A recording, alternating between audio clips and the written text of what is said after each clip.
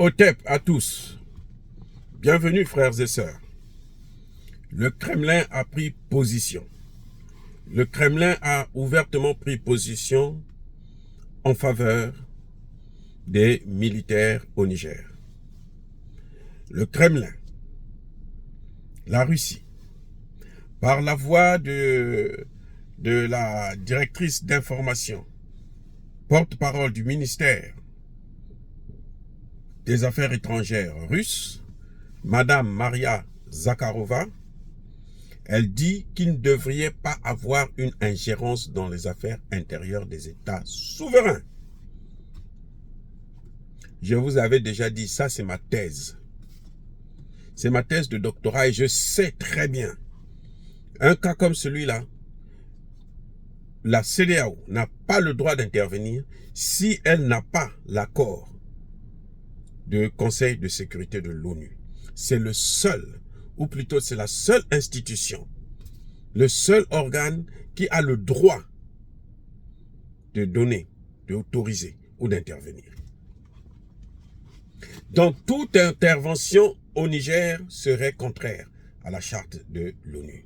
Et je suis surpris que les ministres des Affaires étrangères, béninois et sénégalais, ivoiriens et togolais, ils ne comprennent pas des choses aussi élémentaires. Moscou dit tout simplement que pour régler cette affaire, il faut une conférence de paix internationale qui va regrouper les militaires au pouvoir, la CEDEAO et la communauté internationale. Eh oui, sans Bazoum bien sûr. Donc le Kremlin dit qu'il faut s'asseoir autour d'une table pour négocier la sortie de crise. Ce n'est pas par la force qu'on peut régler une telle situation. Et le Kremlin a raison, a tout à fait raison.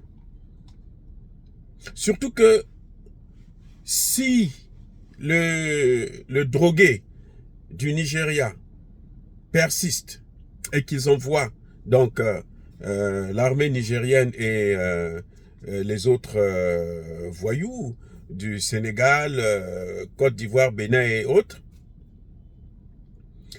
il sait très bien que c'est un précédent qui va coûter cher à l'Afrique. Ça va, je dis bien, coûter cher à l'Afrique. Pourquoi je dis ça? Ça veut dire que la prochaine fois, là, ils n'auront même plus besoin de la CEDEAO. Les Blancs eux-mêmes vont intervenir pour tuer qui ils veulent et puis prendre le pouvoir, gérer nos pays. À cause de la faute de certains qui passent leur temps à écouter ce que les Occidentaux leur demandent de faire.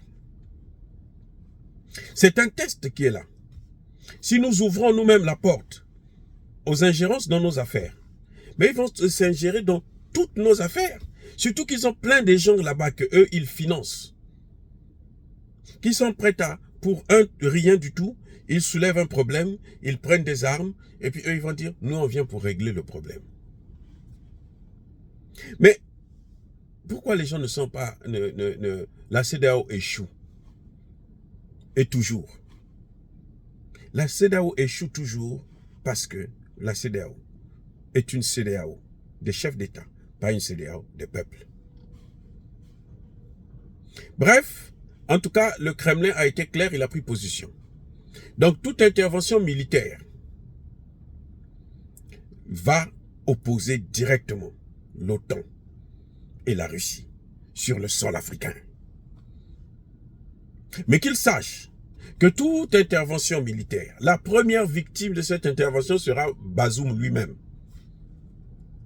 Je ne suis pas sûr que les militaires qui vont se voir attaquer vont laisser Bazoum en vie. Mais je connais, parce que on le voit, ils ont déjà montré la preuve. Le Nigeria a coupé l'électricité, eux ils ont coupé l'électricité chez Bazoum. Donc Bazoum aussi n'a pas d'électricité. Et j'espère qu'on va le laisser comme ça tout le temps, jusqu'à ce que la crise là soit terminée. Mais c'est une bonne chose aussi que le Nigeria puisse couper l'électricité au Niger. Ça va motiver les autorités là, à savoir qu'il ne faut pas compter sur les présidents voyous d'Afrique, notamment ceux-là du Nigeria, du Ghana, de Côte d'Ivoire, Sénégal. Voilà la leçon qu'il faut tirer. Et je salue la position de la Russie et je suis tout à fait d'accord avec eux que la meilleure solution, c'est de négocier. Mais le retour de Bazoum ne pourra plus jamais se faire. Parce que de toutes les façons, si Bazoum revient, il a besoin d'une armée. Il ne peut pas compter sur l'armée étrangère. Et j'espère que, avant de négocier même la libération de Bazoum, il faudrait que les armées qui sont installées sur le sol puissent partir. Dire cela, c'est inciter à la haine ou à la violence? Non. Yaba, colère, Yamalembe. Encore une fois de plus, bien-aimés frères et sœurs, soyez bénis, abondamment bénis par le Dieu des Kémites et par nos ancêtres angélisés. Mais que tous ceux qui persécutent le continent africain le pillent et le déstabilisent, qu'ils soient noirs, blancs, chinois, arabes, indiens, qui qu'ils soient maudits, punis, foudroyés, neutralisés, effacés, écrasés par ce Dieu des Kémites et par nos ancêtres angélisés. Vive l'Afrique éternelle. J'ai dit, hey, j'assume.